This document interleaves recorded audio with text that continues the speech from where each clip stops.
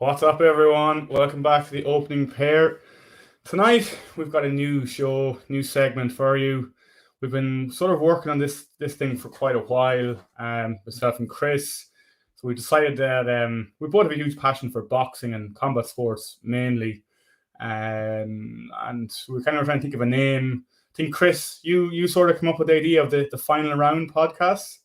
Yeah, stumbled across it, didn't we? Yeah, just in our little chats, we're just thinking, what can we call it that hasn't already been taken? And we kind of stumbled on this, didn't we?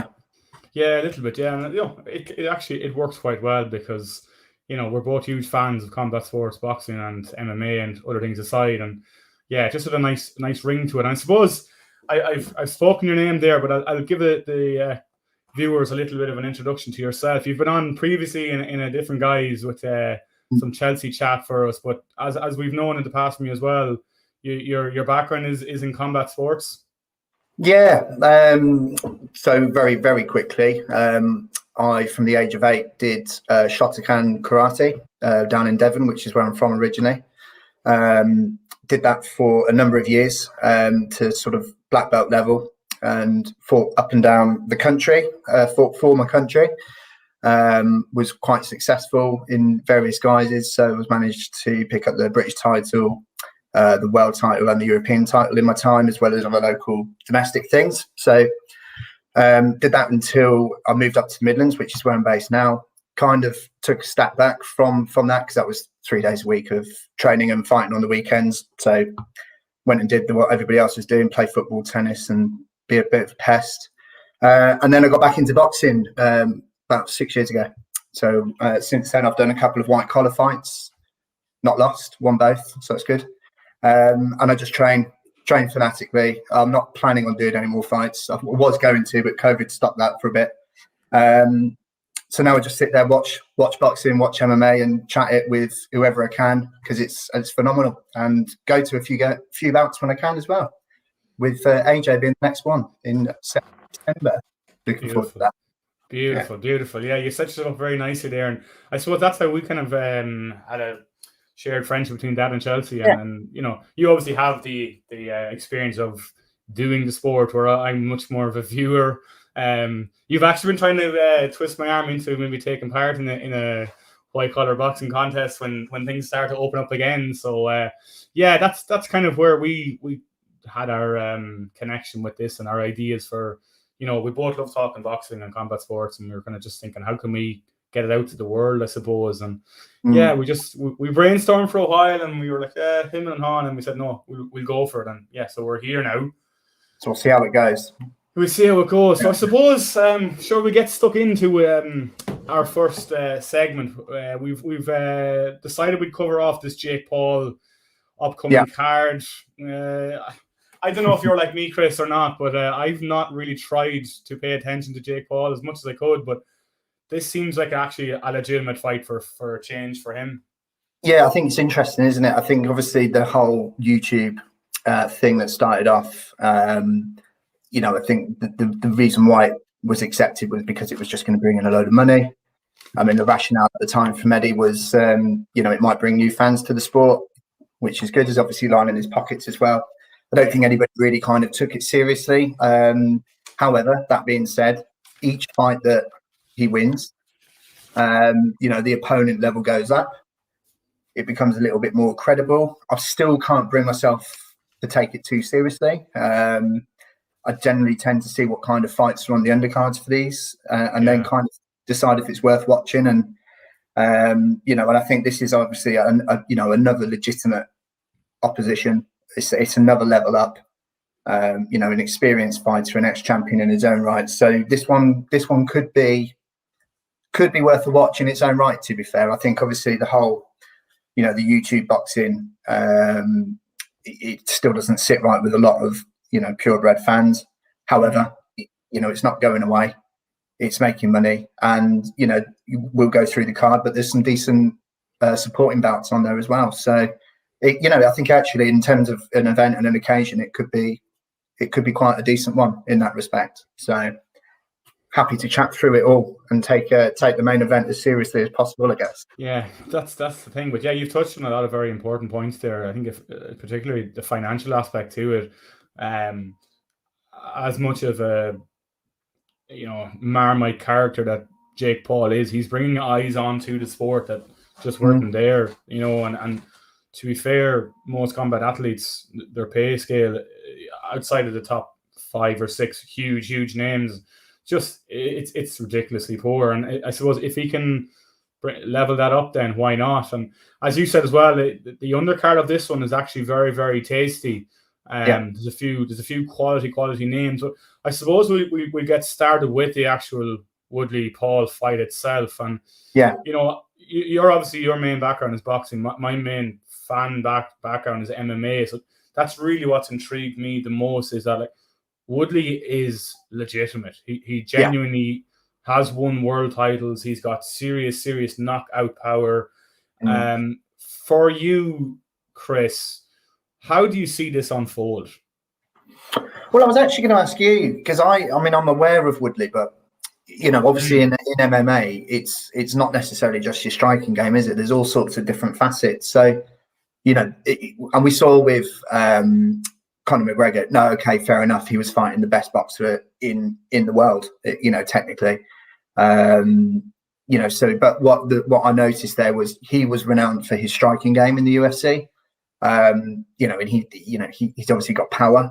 He came up a bit short because you have to be a bit of a master of all trades in the UFC. What is Tyron Woodley's striking ability like? What is his sort of upper lateral body movement like? How have you seen him fight, and how do you think he can adjust into boxing, I guess?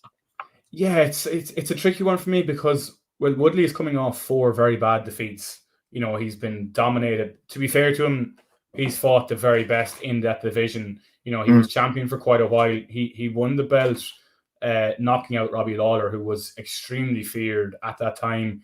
Yeah. His background more so would be, I suppose, that wrestle box type style of, kind of get in, shoot for the hips, get the guy worried, and then have a chin sticking out and overhand right power. So that's kind of his background.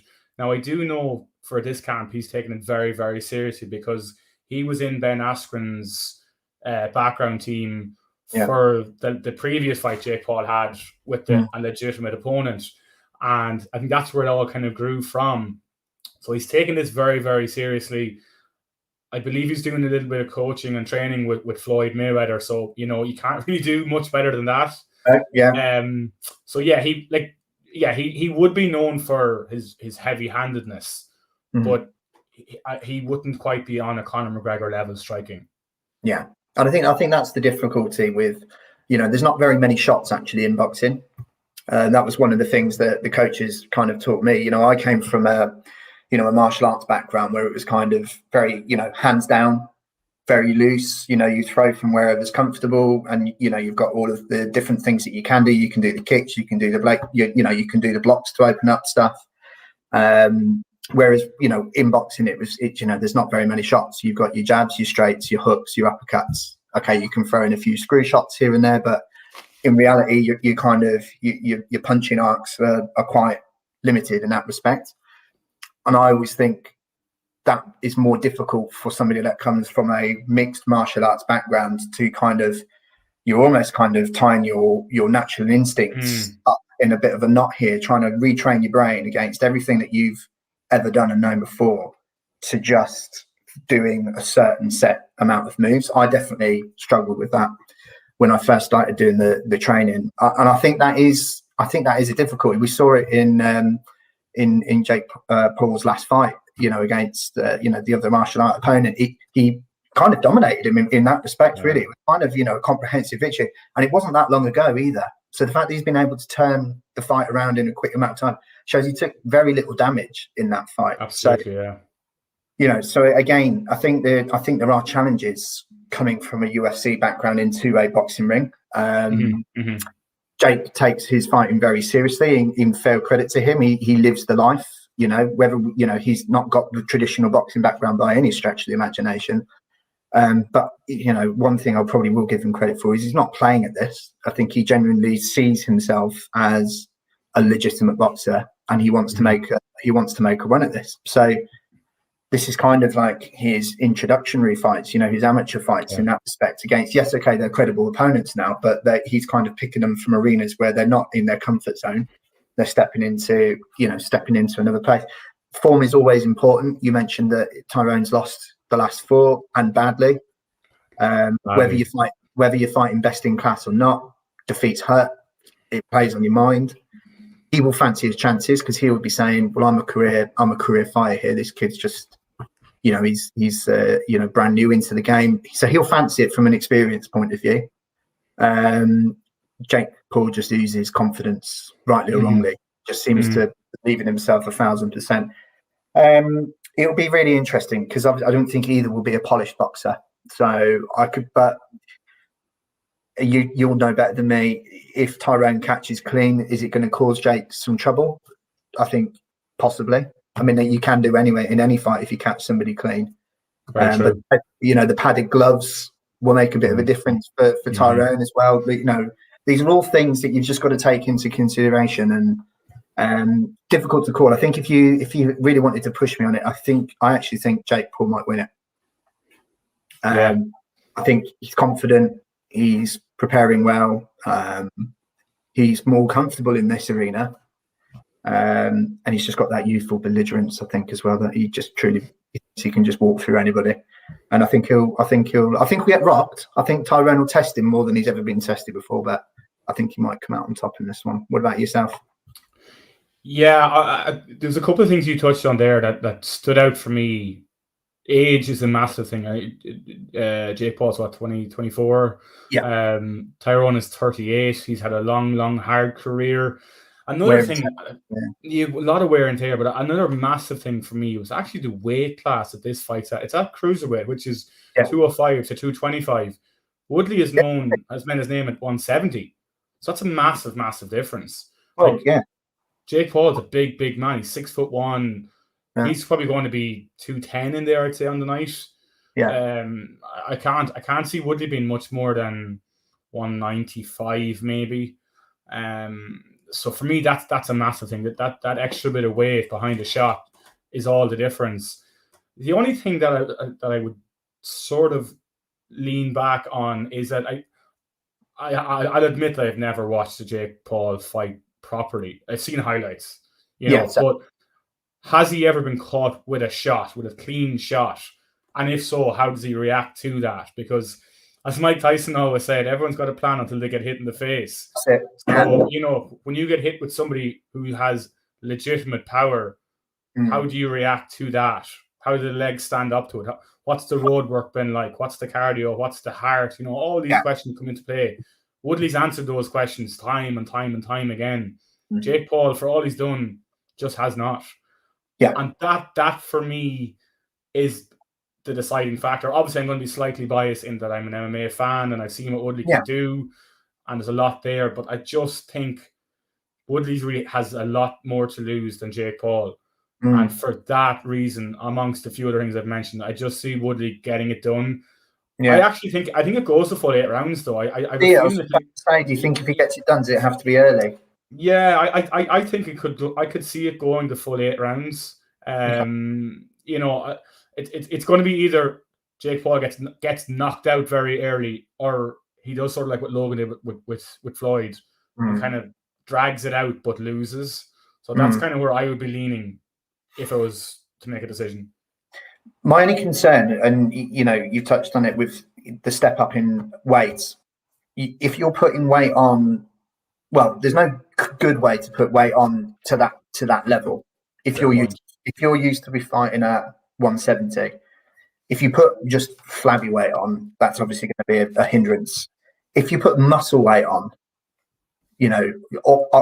oxygen absorbing muscle at 38 years old against somebody 14 years younger than you, I would worry about your physical conditioning has got to be spot on. Your cardiovascular system has got to be functioning, and you've got to be really economic with what you're doing in the ring. Because obviously the other caveat with MMA is it's typically no more than, well, it's 5-minute rounds, isn't it? Shorter fights, typically. Yeah. Okay, this is only 8 rounds, but it's a different way of pacing yourself. Absolutely. I think the tendency will be, or the natural inclination will be, right, well, it's a shorter round, I'm just going to gas out, you'll end up overthrowing and gas yourself out. So I think he's really got to make sure that he manages his 8 rounds well if he's going to go that deep. And if he's carrying 20 pounds of muscle that he wouldn't normally be carrying, he's got to be really careful with how he uses that. Does that slow him down too much? Does that slow his reaction speeds down? It's really interesting, factors in all of it. And to say we're such avid fans of fighting, well, this is probably one that we're probably the least clued up on, isn't it? I guess it really is. We're both out of our comfort zone. We're kind of taking a stab in the dark. Literally, only get better. I think that's just what it's the nature of the beast, though, isn't it? Really, it's basically a new sport in a way, and it is. It's on the night, on a given fight night, legitimately anything can happen. I think this is even more so the case in this scenario. But I suppose, look, we've covered that off. That's the headline draw. That's what everyone's going to kind of, the casual fans going to tune in for. But as we touched on, this card is actually quite deep. And one name in the co-main event that jumped off the page for me because of her links to a certain Katie Taylor is Amanda Serrano. She's got a huge fight on here coming up. We've said we've seen her being linked with Katie Taylor for quite some time, and I think that's the fight that's probably going to happen after this. I suppose the first question I want to kind of ask is, for someone like Serrano to be on a co-main event on a card like this, how big is that for exposure for her career? I think it's really big. I think she's, I think Katie Taylor's probably come in and taken the women's fight game to another level, along with Matri, in terms of, setting new barriers, breaking down barriers, and setting new records, pay-per-view attendances, headlining their own events and stuff like that. But Serrano has been around in the professional game for a lot longer, and she's kind of had to do it the really hard way. She is as good as they get in terms of female boxing. She is the one true fighter that, for me, can stand up to and beat Katie. Katie has got weaknesses. As great as she is, I think she is slowing down a bit from her last few fights. But Serrano, she's an excellent fighter. She's a multi-weight world champion. She is dedicated to her craft. There aren't many better in the game than she is, and it was ever so close. It was really close to getting agreed. So obviously, there's that bit of a spat on Twitter when it all kind of fell down, didn't it? They were all calling each other out, and Eddie Hearn was getting involved, and contracts were offered and signed and not signed, and all that nonsense. It's got that sense of inevitability. I think, particularly with COVID slowing everything down, all these major fights just having to be put back, and mandatories getting in the way. I genuinely believe that we'll see Serrano and Katie next year. So obviously what that means is that this fight is incredibly important. They all are.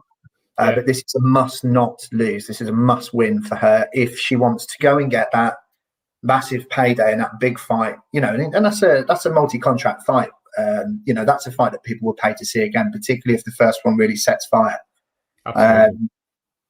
And she deserves a big payday. So for her to even be on this card, I think is fantastic, because there's a lot of money that comes with this. There's a lot of attention.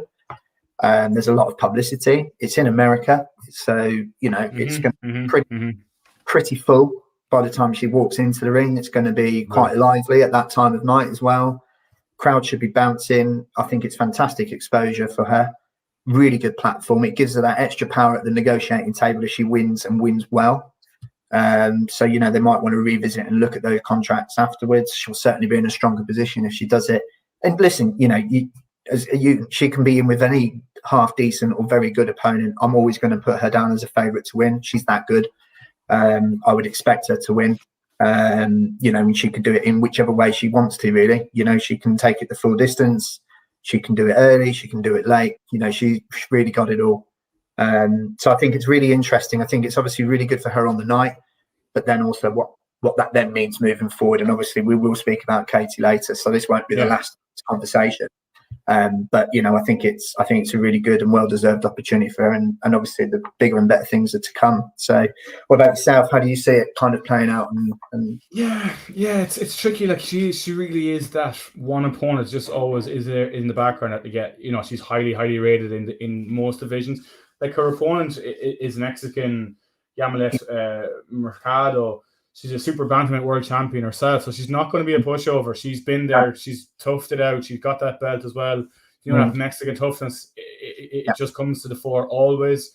But as you touched on, Serrano is just that level above. She is just time and time again has proved the point of how good she is, and as well as that, can do it any way she wants. She has that power, has that speed. That she's Brooklyn based now as well, so that's Brooklyn's affiliated with boxing to the nth degree. So she's got it all. Again, huge stage for her. There is massive pressure on her all the same, though. There is absolutely massive pressure on her now. This is probably going to be the biggest stage, most likely, that she's fought on. As you said, at that point, everyone's going to be tuned in, and the vast majority of the arena is going to be there. How she handles that pressure, plus that carrot that's dangling in front of her from Eddie Hearn, you just know he's sitting there waiting, praying that she comes through. And there's a lot to take on board with all of that, but it's hard to see her to look past Serrano. I think she gets it done. I'm going for 5-6 rounds stoppage, just somewhere in around there. But I think she'd want to put on a show. She'd want to do it impressively, make a statement, get on the microphone afterwards, and start laying down. To Taylor, look, I'm here. No excuses. You can't run away from me. Look what I did to this lady. I'm going to do the same to you. I think Mexicans are tough to break down. It doesn't matter which ones you're facing. You're going to have to really put them down, because otherwise they will get back up. So, I would never put a stoppage past her. I think she might have to win impressively on points. I do agree with you. I think if it is a stoppage, it will be sort of those middle to late rounds that she'll kind of do it. I don't see this one finishing early. And I don't think she'll want it to finish early either. I think she'll want to showcase her skills. So, obviously if the chance is there, you take it and you get out of there as quickly as possible.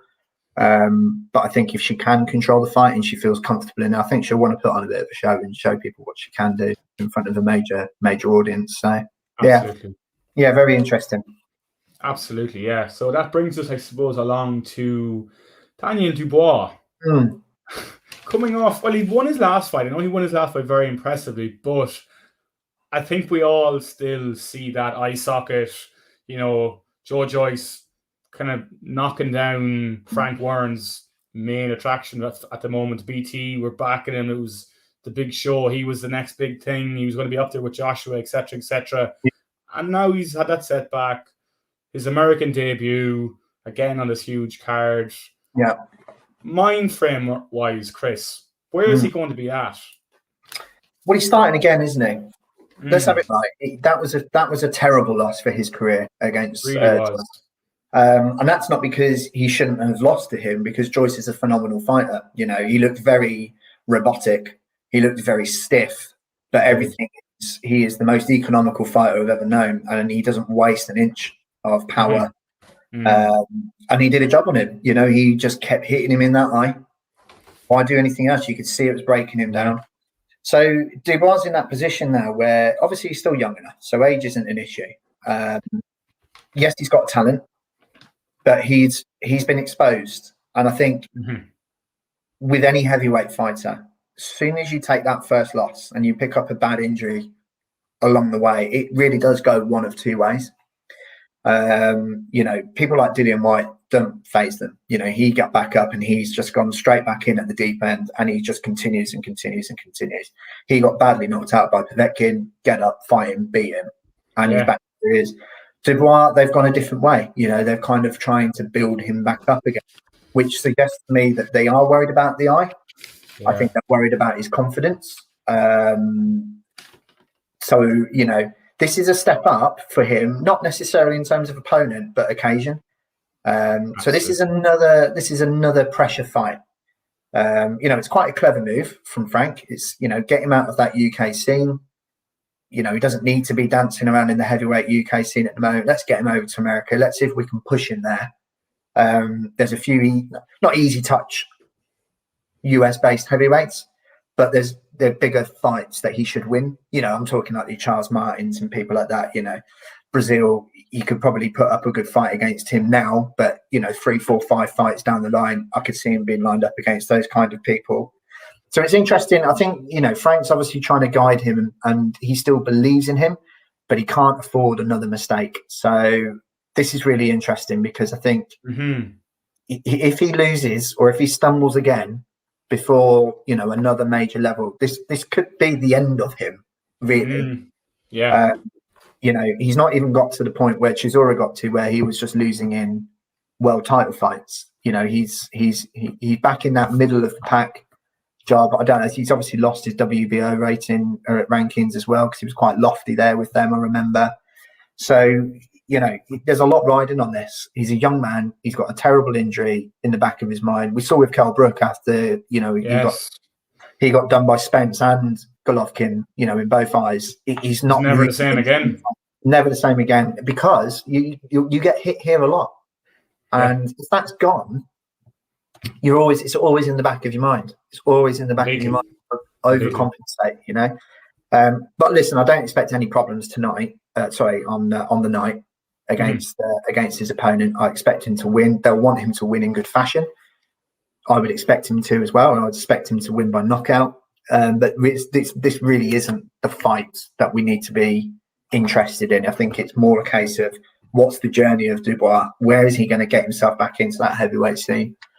Because it's a really competitive heavyweight scene. There's a lot better fighters in the heavyweight division, I think, than him at the moment. I think if he stepped in with the likes of Chisora, he'd lose. And he's the renowned gatekeeper of the heavyweight division. So that's kind of where I think he's at. I think he's got a lot of work ahead against him. Really talented fighter. He's got the package. He's got some mental things to come over now, and he's got to make sure that he doesn't make any more mistakes. What about yourself? And I've kind of waffled there, but the heavyweight division is exploding. He was meant to be a big part of it. So it's an interesting topic, I think, isn't it?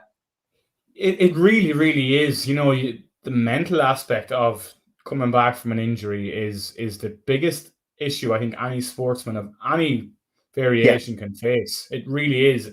And you don't know whether you can do it or not until you're in there, you've been hit, and you think, oh, yeah, I can come through it. And as much as that works with, say, a footballer or even a rugby player, in boxing, not so much, because, as you said, you get hit so many times in that area that there's only so much the bones can take. Yeah. You can strap up your hands, your ankles, your knees, etc., but you can't strap up your face and your nose and your chin. So it's just an area that it needs to work, or it just doesn't, and that's it. And then your mind plays tricks on you, and it's impossible to come back from that. Just, you're speaking about you're not too worried about this opponent. And I was actually the same. Before I did a little bit of research, I kind of just thought, oh, this guy, he's just a build-up fighter. But I've actually looked at his record. Joe Cusumano, he's 17 KOs. He's 19-3. He's 17 KOs in his 19 fights. So this guy's coming to land with power. Yeah, I mean, I don't know if you've seen. I think sometimes you see fighters with a really puffed up record, and they have been fighting bin men. So you see, it's often, even on matching cards, you see them. The middle bill cards. You think, well, this guy's got a good winning record. And then you realise he's not really fought anybody at all of any significance. I think what this fight does is it makes it a credible fight with that record. I know, I take your point. He can obviously bang, 19 wins, 17 knockouts. He can obviously hit. But, that's heavyweight boxing. You'd expect everybody to be able to hit, True.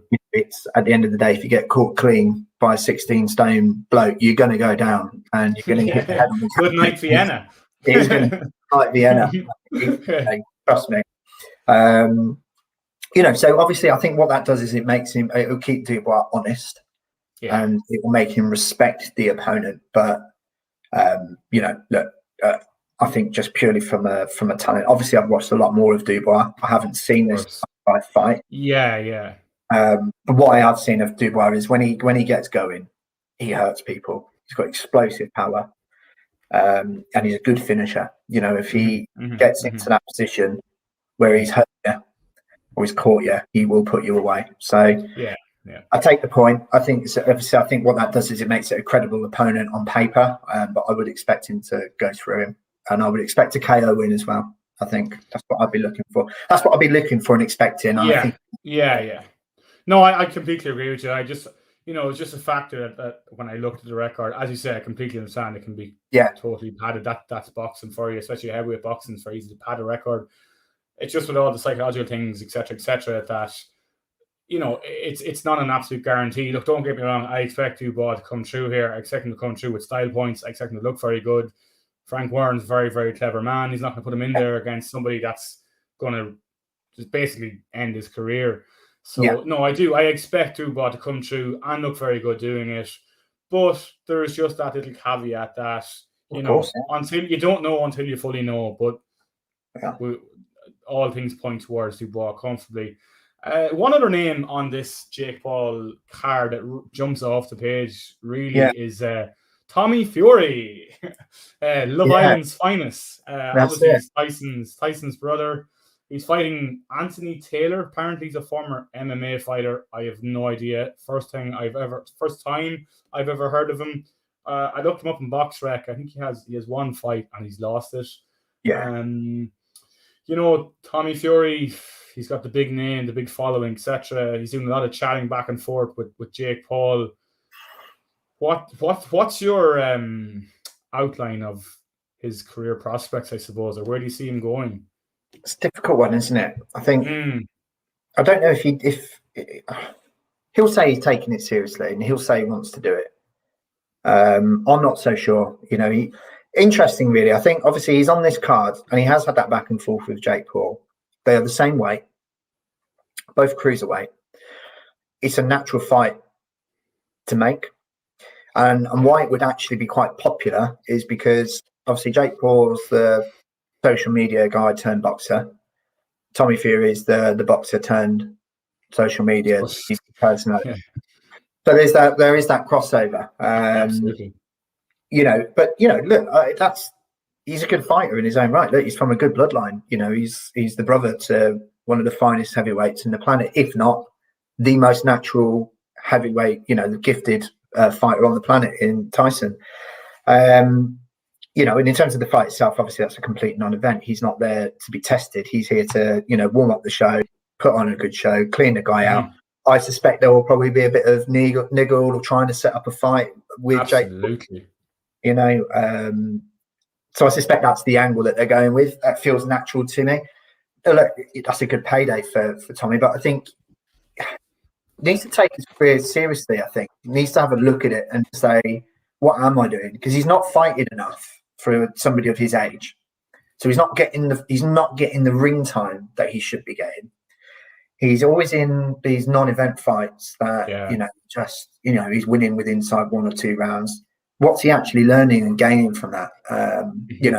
So I do have concerns about his drive and his credibility, I guess, in terms of becoming a legitimate cruiserweight contender. He's got everything. He's got it all there. I just don't get the impression that it's really for him. I think he just wants to make as much money as he can. Yeah. And if that means doing a few boxing bouts against some YouTubers rather than 15, 16, 17 hard fights against really credible opponents, why wouldn't you, I guess? Well, if you could make more money fighting a couple of YouTube fights and keep your faculties in place and, do the other things that you're interested in doing rather than grind your way through, some hard-hitting Eastern European cruiserweights, because they all seem to be in the cruiserweight division, don't they? Why wouldn't you, I guess? So it's an interesting one. It's at the end of the day, it's his life, it's his career, and it's his health at the end of the day. We forget that these guys, they put their health on the line. Absolutely, every time. There's no guarantee that anybody ever walks out of a ring.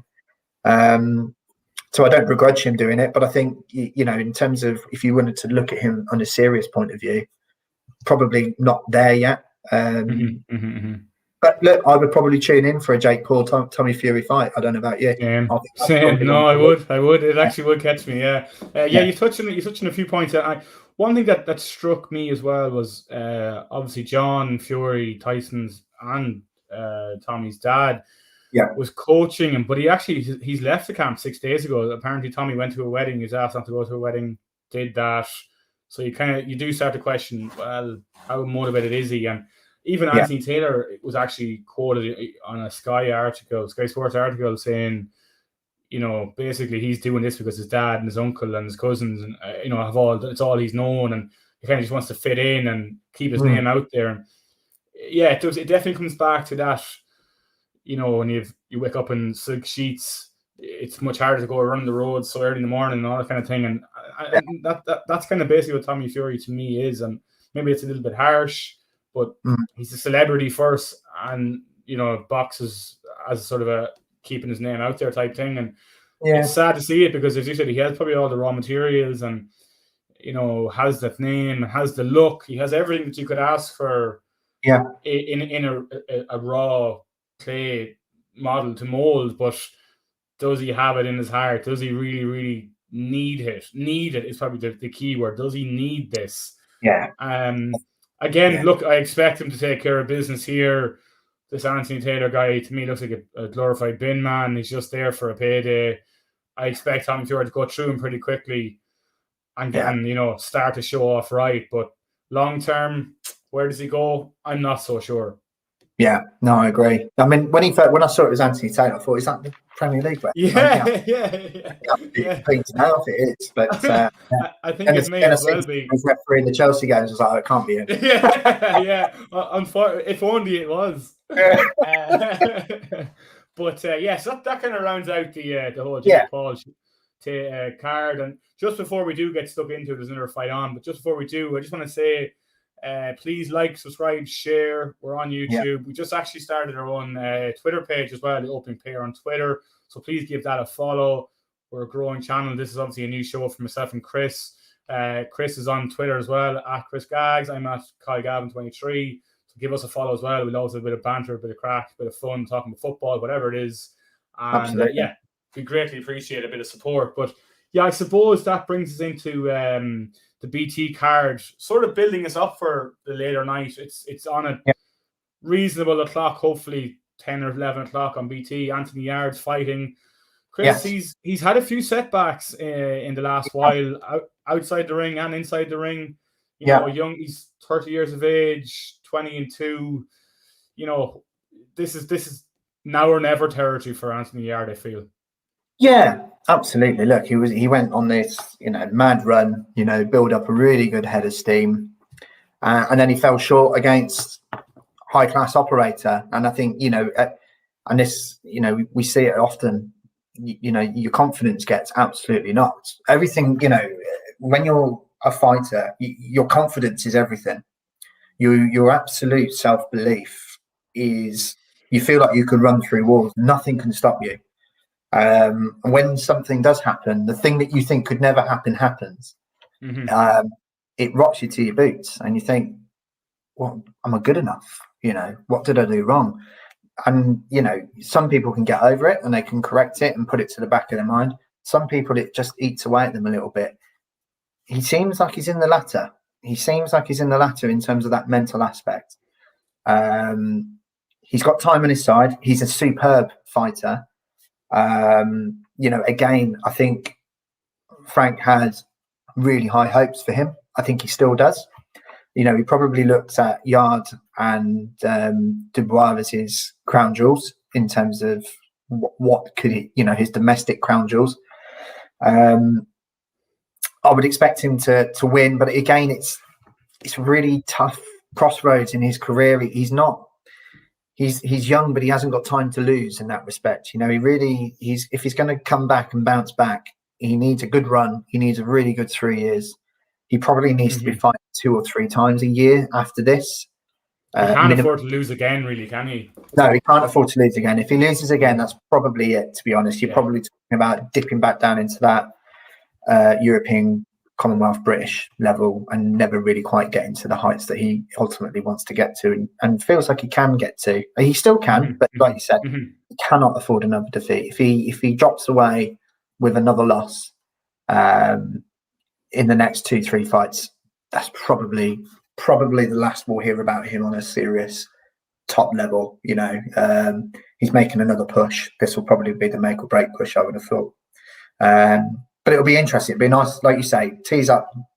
It's a lovely night of boxing because BT cards are generally okay. They're quite good, generally quite well matched. I think Frank matches his fighters better, so I think fights are a bit more competitive during the cards. And then obviously Yard at the end of it will be a really good watch, and then that just leads us nicely into the American card. But what about yourself with Yard? How do you see his career? What do you see? How do you see the night going? Yeah, look, he's a very impressive fighter. Anytime I've watched him, he's really stood out. He's jumped off the screen that this guy has it all, and he's had a couple of setbacks. He's lost to Kovalev. He's obviously lost to Lyndon Archer as well, and he's probably chasing that Lyndon Archer fight now. That's what he's trying to get back to. He's got KO power, and the guy he's fighting Saturday night. He's a well-traveled, respected Colombian fighter. He's not going to be someone you can just blow out of the water either. Yeah, it's going to be. I think it's going to be a showcase night for him. I genuinely do. I feel he has that momentum behind him now that he's in a mentally very strong place. He's gotten through a lot of stuff outside the ring. His dad passed away, stuff like that. If he can bounce back from that and draw encouragement and fire from that sort of stuff. Yeah, he seems the type of guy that nothing will stop him once he gets on that kind of a roll, and I feel that's what we will see Saturday night. Yeah, I hope so anyway. And you try not to be, obviously we're trying not to be too biased, but in these cases, the human stories behind fighters are always what bring the public in, and I think he's one of those guys that has that great human story. And I see it being a showcase night, and I probably see him getting an early enough knockout. I have a feeling there's an early knockout coming. His mind is set for world titles, bigger, better things. Can't afford to slip up. I don't think that he will. No, I mean, these are the kind of fights that he was winning comfortably beforehand. Before he took the these are the kind of fights that he was passing with flying colours and doing in spectacular fashion. So I would expect that again. If he can channel the defeats, the personal stuff in the right way, that will make him stronger. That will make him more resilient. It's a really, you fight yourself more than you fight the opponent when it comes to any form of combat sport. There's always two fights you've got to win. And if you can win that personal battle, and it feels like he can do, and I really want him to, and I want to see him make that push. I'd love for him to achieve that world title. It might be that by the time he does, it opens up quite nicely for him. And he might get a good run. And I really hope he does. But like you say, I think it will be a showcase. I expect him to win well with a knockout. And then again, it's just really just seeing what Frank does with him next. Where do we go? Yeah. What do we do? Get the rematch?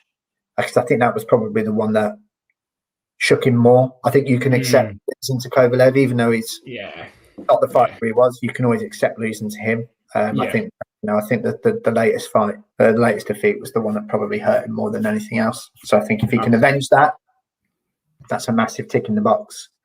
You can put that to bed. Yeah, absolutely. Yeah, so that kind of sees our Saturday night of boxing squared off, and we're going to change gears just a little bit. Yeah, there's also a UFC card on Barboza Giga Chikadze. Look, I'll be honest, it's not the deepest of cards. There's a couple of names on it. Kevin Lee's on. He's fighting Daniel Rodriguez. It's a bit of a last-minute fight. It's a big fight for Kevin Lee. He's been out injured for a while. He's had a few setbacks, something very similar to Anthony Yard. But he has that kind of box wrestle style that I think Rodriguez is his kryptonite. Chris, I know you're a boxing man, but sort of Kevin Lee's been around a little while, and he's called out McGregor, he's called out Khabib, he's called out these big names. Just from that kind of fighter aspect of having these setbacks, and again, somewhat like Yard, how difficult is it to turn your career around? He's changed weight class also, which is a huge thing. Is that a sign of desperation, or is that a sign of I need a new goal and this is going to fire me up? You see it often, don't you? You see fighters lose a fight that you wouldn't have expected them to lose, or take a bad loss, and the first thing they do is they say, "I'm changing weight. I've stayed at this weight too long." I feel like I feel like you're kind of cheating yourself a little bit there. I think you're probably being dishonest with yourself, but it's a legitimate reason in your mind as to why that didn't go the way it should have done. So it can be a bit of both, I think, to be honest, Gav. I think, it can be a bit of desperation because you're looking for that new route to get to the goals that you wanted to get to. Right, I've messed it up at this weight. Let me try it a different way. Let me try it against a different caliber of opponents. Maybe that was the problem. So you're obviously always looking for ways to improve.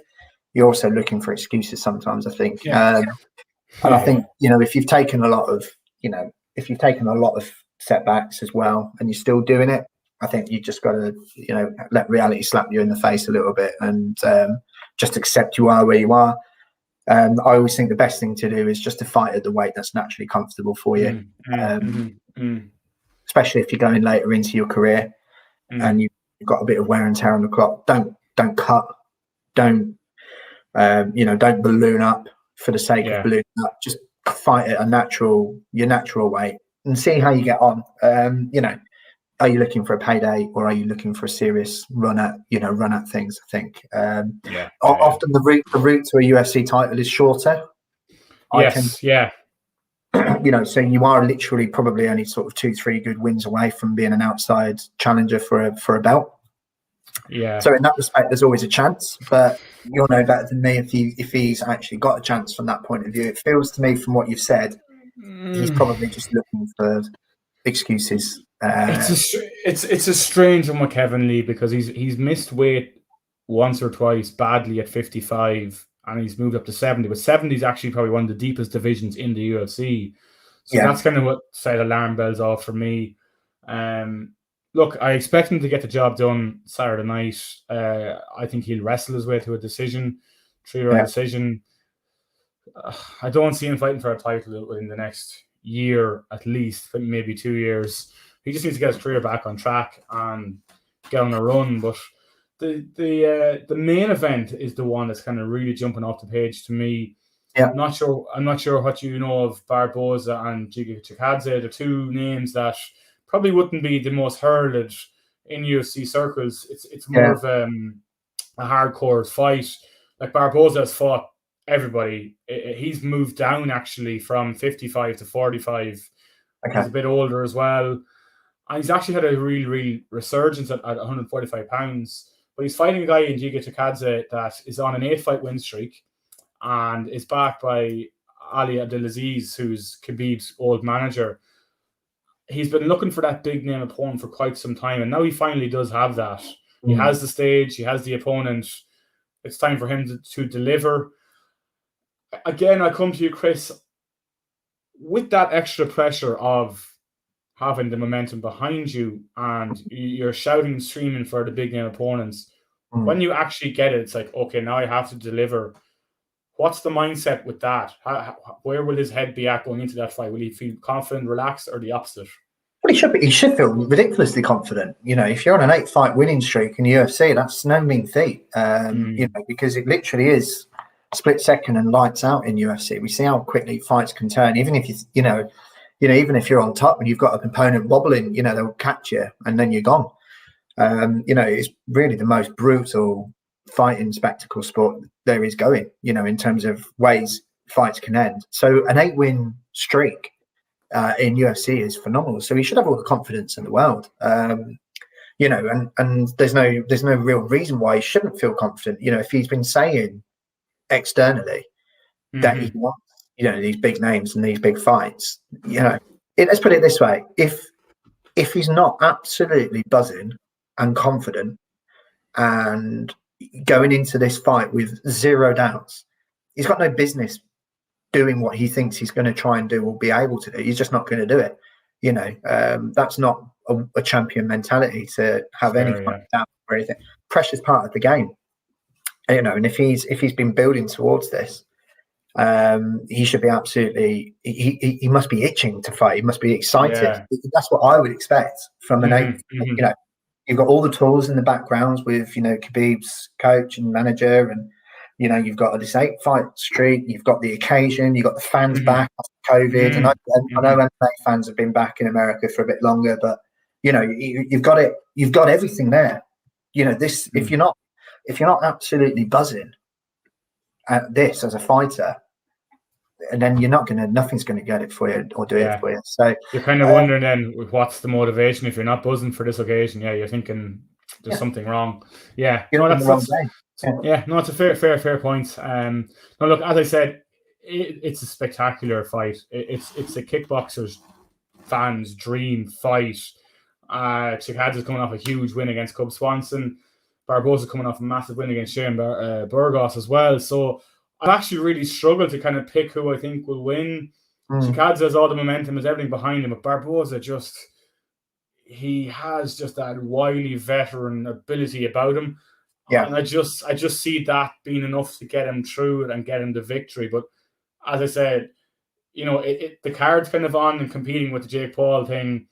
I'm imagining that the UFC are hoping for some crossovers that in the quiet periods of the other card, they'll switch over and back, and there's some good fights to tune into. So it kind of works out. Look, it's a combat sports dream Saturday evening lined up right till 4 or 5 o'clock in the morning. We can't really complain, I think.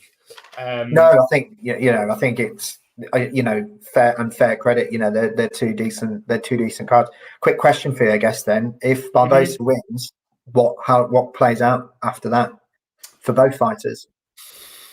I think Chikadze can bounce back a lot easier from a loss, having he's undefeated in the UFC. So I think he bounces back a lot better than Barboza. Like, Barboza's 36 or 36, 37 now. You know, he's dropped down. Yeah, he's been around, as I said, he's been around a long time. For me, obviously, Volkanovski and Brian Ortega are fighting for the title on the 25th of September. So that's kind of squared us away.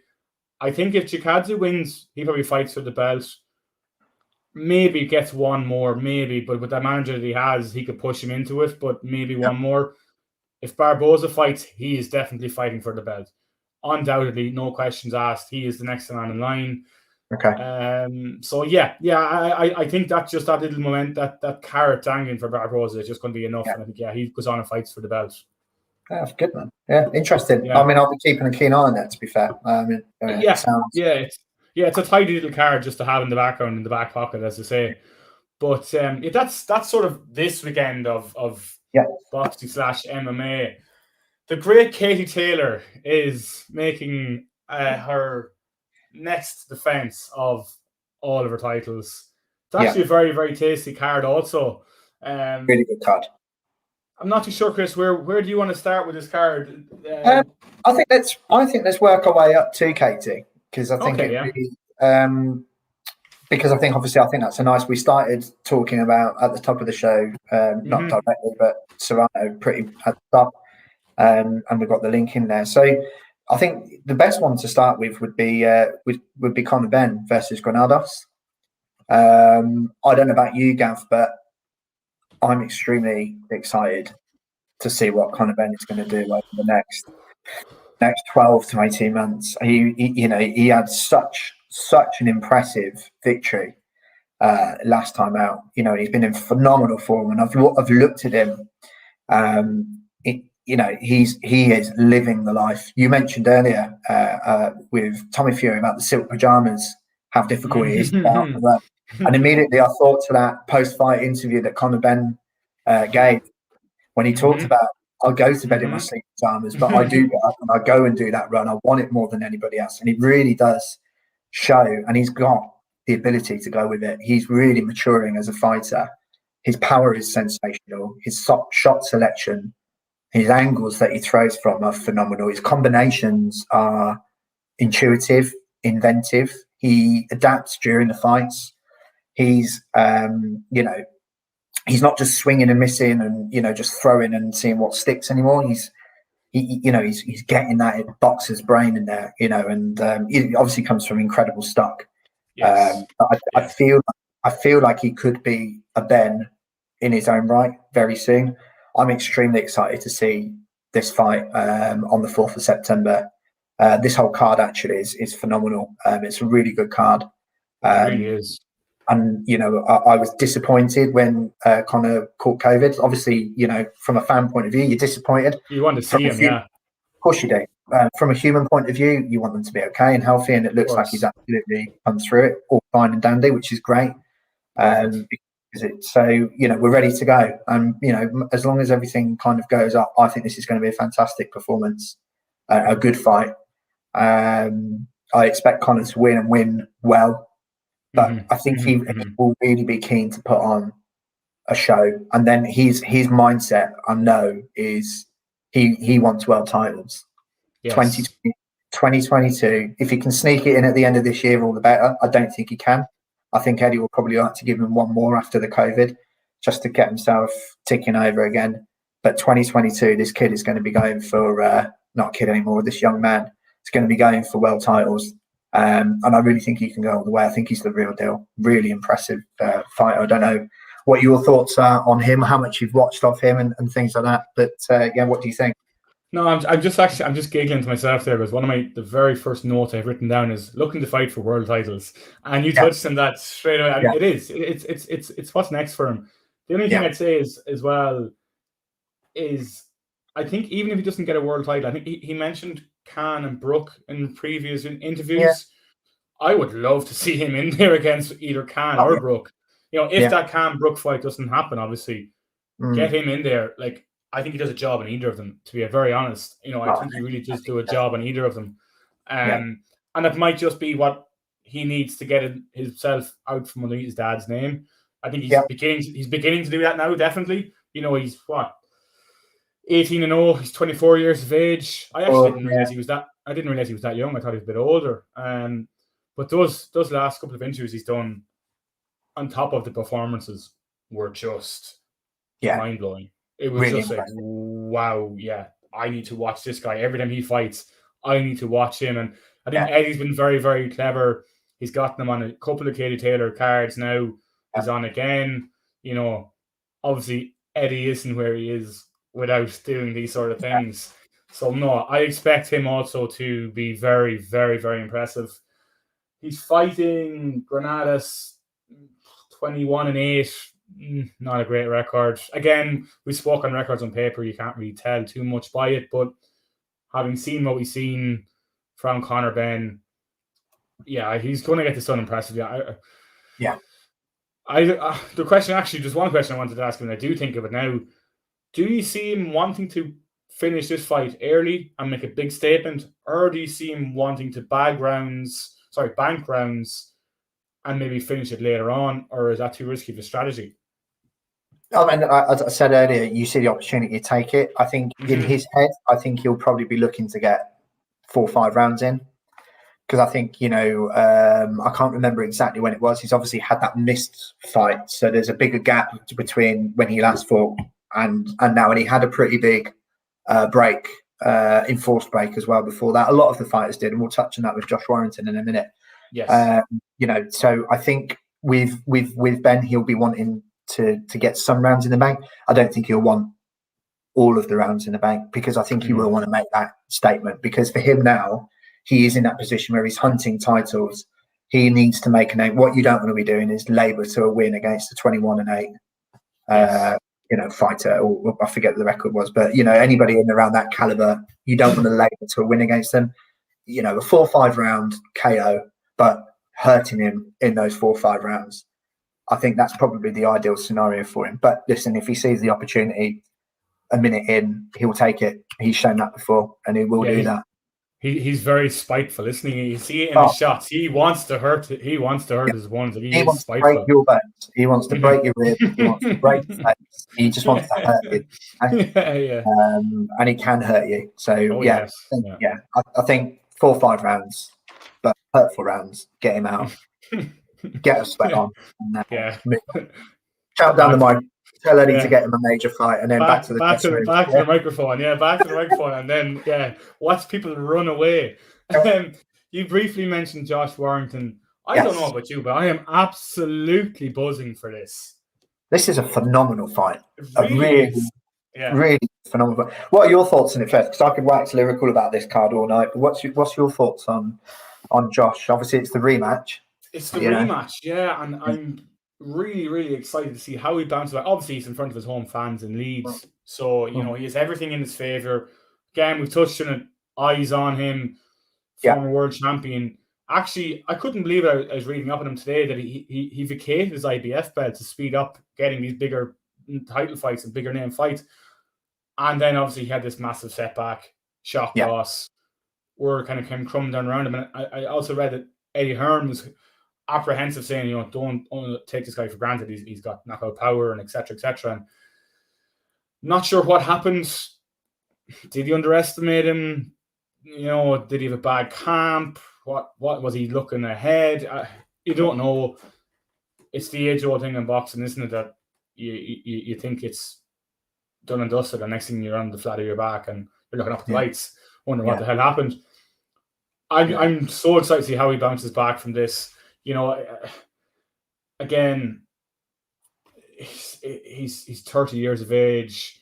He's on that slippy slope that if he loses again, very, very hard to come back from it. It's the first time you can make excuses saying, "No, I overlooked him," or "I had this," or "I had that." If it happens twice, it's a slippy slope. It is a slippy slope. You're right. I think the biggest factor, and I think you made some good points about sort of potential reasons behind that loss. But I touched on it before. He really was inactive because of COVID and the pandemic. So when he last fought, he was one of those fighters where unfortunately he kind of fought just before or not too long before the pandemic. Yeah. Then we had that massive kind of like shutdown. Shutdown. Okay, Eddie put on that fight camp in the summer, but there really wasn't a lot of boxing last year, and there wasn't a lot of opportunities around for fighters. So when he did come back, he had a much longer period out of the ring than he would have ever have wanted, and he came back to fight an excellent fighter, a seriously good fighter. Eddie was right to be cautious about him and warn him. But as a belligerent, undefeated fighter, you think you can take anybody on. Listen, I think you've kind of hit the nail on the head. If he loses this again at the age of 30, has he had his career? He was world champion. He fought good people. He's great. Yeah, he's fantastic names in his record. He has really good Frampton, names. Selby. Yeah, Selby, Frampton. Some superb name. Frampton. Multi-weight world champion. Okay, he was probably on a bit of a slide when he fought Warrington. However, there's nothing left for him to prove. There's nothing really left for Warrington to prove if he takes a defeat and a bad defeat. If he takes a bad defeat, really be looking at it thinking, well, if anybody around him would be kind of thinking, well, maybe we'll just have a farewell fight and maybe we'll just knock it on the head. You've done what you need to do in the game. Don't cook it for too long. But obviously, if he gets the revenge, he'll feel like he can go on and hit those targets that that he wants to do, and he'll be a massive draw because of his status in that weight division and in with what his record is. So it really is a very pivotal fight for him. I think mentioned it a few times about sort of must-win fights for a few fighters tonight. This is probably the biggest must-win. I think, in terms of what I would deem a incredibly talented world-level fighter fighting for his career. Saw it with Anthony Joshua when he rematched Ruiz. We saw it with Dillian White when he rematched Povetkin. You take that gamble, that roll of the dice, and you do it as quickly as possible. So credit for him for stepping back in. I think he will get it done, but I think it's going to be really difficult really difficult nights where I think it'll be warranted on points.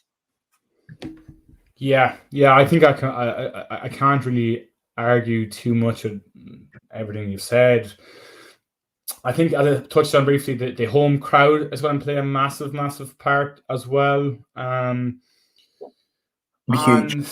Yeah, I just think it's going to show whether he wants it or not, and where his head's at, where he sees himself going in the next year or so. I wouldn't be as. I know you said you think it's been close and stuff like that, but it's just so many different things adding up that go back to the psychological factor of the first loss and the shock loss and how we come back from that. I do think he gets it done, but I think it's going to be split decision, razor tight stuff. I just have that. I don't know why. It's just something in my gut saying. I think he might even pick himself off the floor. I actually think he may even pick himself off the floor, grit his teeth, get through, and get home on a decision. But I think he just has enough. Yeah, I think he just has enough. But I don't think it'd be as big a shock if he was to lose this time.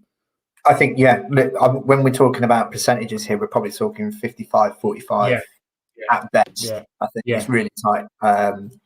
It's going to be a tight one. Like I said, I think we're both expecting and kind of predicting a full distance tough fight here. I think it'll be close on points. I don't think it'll be a wide decision. I think it'll be really tight. You'll look at the scorecards and it'll be a round or two in it. It's going to be really tight. But I think it'll be a cracking watch. And you know what? If he gets up off the floor and does it, even better for watching and more credit for him as well. So we'll watch that. Yeah. Sort of leads us into the Katie Taylor headliner. Yeah. I want you to wax lyrical about.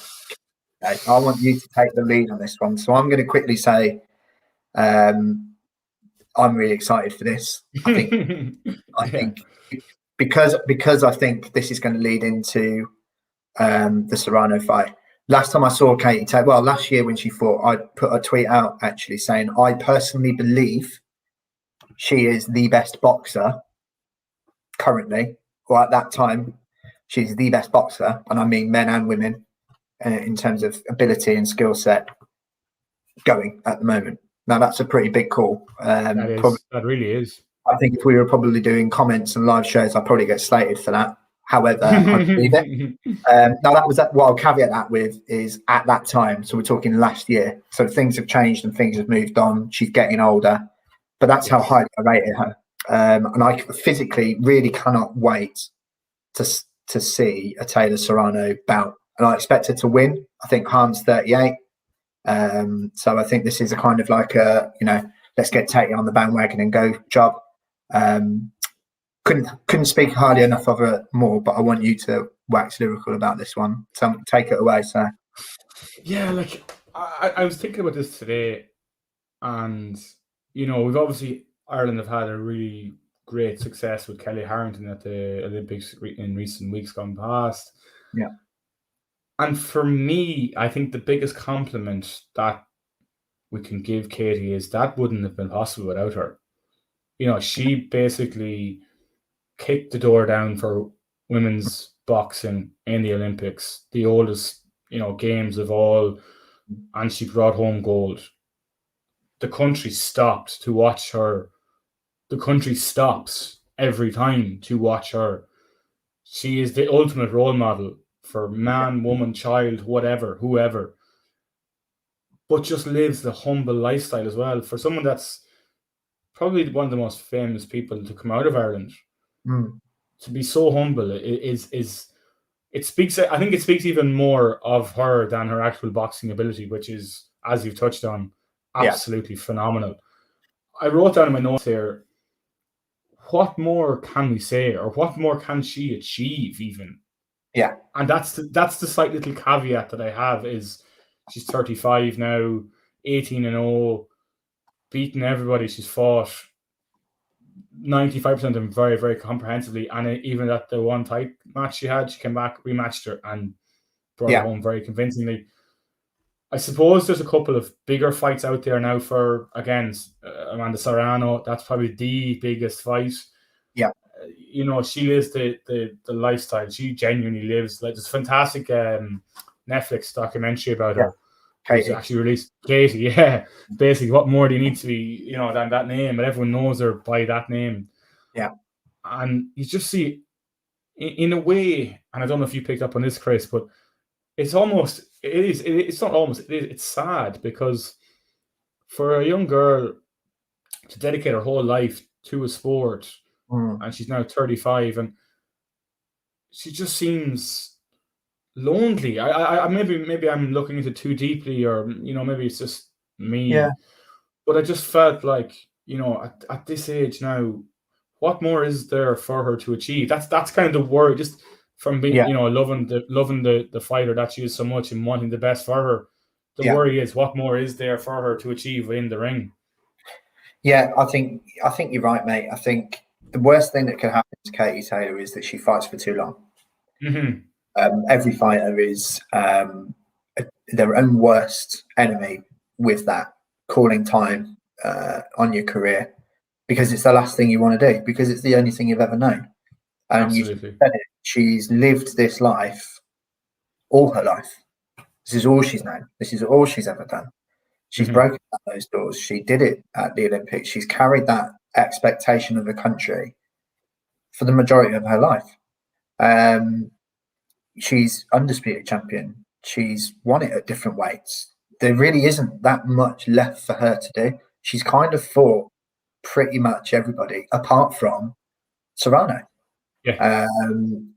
My personal thoughts would be, at the age of 35, I think she probably should be looking to finish her career within 3 fights. I don't know what kind of discussions they've had. I don't know what Eddie Hearn's plans are for her. But I would be kind of looking at it going, get this one out of the way. We'll get you a double header against Serrano next year, and then that'll be it. That would be how I would like to see her go out. Whether she wins both of those, whether she wins the first one and loses the last one, or vice versa. However, couldn't care less. I think that would be a fantastic way for her to kind of finish her career and then go and live her life. Yes. And you know, she'll still be a young woman. Yes. Go and live your life then, and go and enjoy your life. Go and enjoy, you know, the finer things. Go and have a sandwich or a cake. First, Christ knows how long. And or just stay in boxing but coach or whatever it is that you want to do. Go and whatever do it is you want to do. Yeah. Go and do it. You know, you'll have the money in the bank. Go and enjoy the finer things in life. So that would be kind of, from a fan's point of view, that would be kind of what I'd want for her. Because boxing, you said it again, lonely. Boxing is a lonely sport. You know, go and enjoy life a little bit more after achieving absolute greatness. She kind of already has. We're talking about that last 0.5% of her journey. I think you know, she could retire now and her legacy is cemented. She doesn't need the Serrano fight. I think Serrano needs a Katie Taylor fight for her legacy. I think, but you know, Katie Taylor wants that Serrano fight because of who she is. So, hopefully, I've answered the question there, mate. I kind of got into a little bit of a no. You have no. Like that's the thing. I think with Katie is that, you know, I think I did the same. Is you admire the woman so much, it's hard not to just keep talking and speaking about her, and you know, you almost feel like you just want her to be happy now. She's given us so much as boxing fans that you just want her to, as you say, go off and do whatever it is you want to do, whether it's have a cake and you know, travel the world, do whatever it is you want to do. Yes, absolutely, do whatever and do it safely. And be healthy and happy and all that sort of stuff. But yeah, I think you've actually really lined it up very nicely. I think the doubleheader with Serrano after this fight, maybe the first one in America or the first one in Ireland, you know, either or. But let her have a big Crow Park, Aviva stadium show, send off show. Ideally, that would be her last fight. Retire in Ireland in front of all her friends and family and fans. Walk off into the sunlight, you know, undefeated, undisputed champion, and that's it. Everybody wants to retire like Carl Froch did. In a stadium, massive fight, emphatic win. Bang, you know, done. Yeah. gloves over your shoulder and straight off Good. into the centre. You know, give her that. You know, that would be fantastic. Yeah. Thanks for the memories. Yeah. Yeah. Absolutely. I suppose so. Look, we've waxed lyrical, and it's hard not to wax lyrical about Katie, but this actual fight coming up on Saturday night, how do you see it playing out? Well, look, I touched on it. I do think she is starting to see some. I think there are some holes in her game now because she's aging, so she is getting slower. But her hand speed is still there. But she's a fighter that relies on that timing and that hand speed and being able to get in and out. So I can see her getting caught a few times. You know, and I think that's just kind of the nature of the beast. She tends to get caught a fair bit, and she'll just stand in front of you and keep throwing. So you know, look, Han's 38. You know, she's nowhere near the caliber of Katie Taylor. Not many are. No. Even an aging and slightly slowing down Katie Taylor won't have any problems here. You know, I think, you know, okay, she's headlining the bill with an Eddie Hearn. Eddie Hearn knows that 9 times out of 10, Katie Taylor comes out on top, and it's an easy night to work. I expect it to be a comfortable victory. Probably points. Katie doesn't seem to finish people off. She sort of just beat them up and grind them down and wins wide on the majority of the time. So I expect it to be a points victory, but a comfortable one. And I do think it is just all eyes on the big prize in 2022. And I think that'll be the demand. And rightly so. What about yourself? No, I completely agree. You know, she is 35 now and 18-0. She's only got 6 KOs. It does tend to be points. I think that's the one thing you could probably hold against her. She's just not that one-shot knockout power. Yeah. But when you're that good, do you need it? Look at Mayweather, never had knockout power. It never affected him.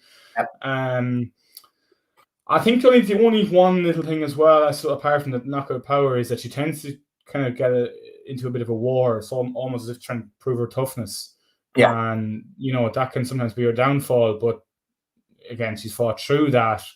That'd been my one concern. Like, Han's coming off, she's actually won her last 8 fights by decision. So there's a little bit of form there. But again, the level of opponent isn't Katie Taylor. As you say, not everyone is. I see it being a wide points decision. Yeah.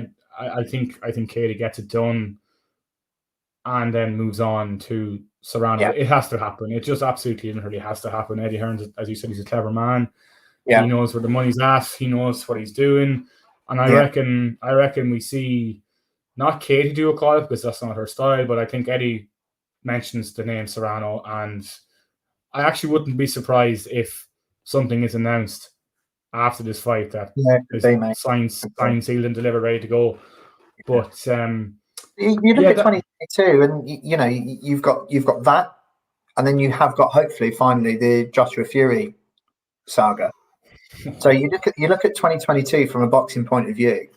You know, and those two alone, I mean, that's fantastic, isn't it? You know, you think, right, you know, we're in business, you know, and this is really kind of, you know, so be good. I think just briefly before we do wrap up, we mentioned the great Pac-Man fight of the weekend, Manny Pacquiao. Yeah, didn't go his way. What a career, though! Absolutely, utterly legendary stuff.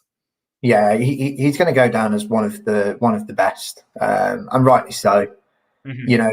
You know, he's got losses on his records, but he's undoubtedly one of the greatest fighters to step in the ring.